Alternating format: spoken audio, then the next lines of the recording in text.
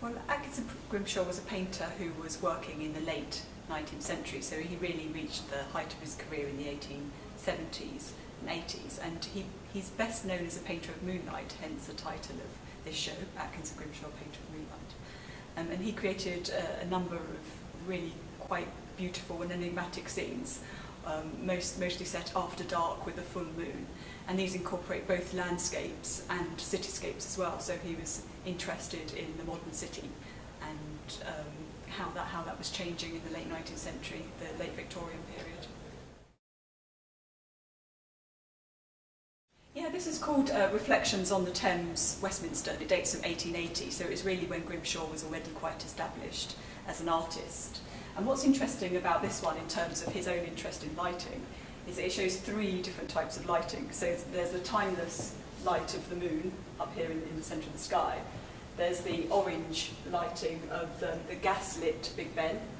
And then there's the very white yellow lighting of the new electric lights, which have just been introduced along the Thames. So in fact, it's showing three different stages of how lighting has evolved and what that means for the city. So there's been various ways in which the women who've been walking along the embankment here have been interpreted. I mean, traditionally, people have thought that most of them were prostitutes, particularly this woman here, in what people have interpreted as a rather gaudy dress in red and black. But actually, prostitutes were very seldom presented with a dog, so she's likely to be a perfectly respectable woman who's actually only out on her own because the new lighting in London at the time meant that spaces were much better lit and women were able to go about their business much more safely. So in fact, we're rethinking what this whole painting is about, and it's actually probably a painting about modernity and the changing city, the changing status of women within that.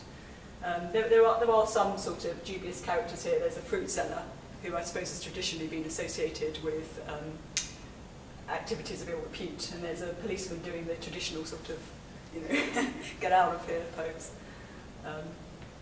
But otherwise, I think it's really a very modern painting in lots of ways. Certainly would have been in the 1880s.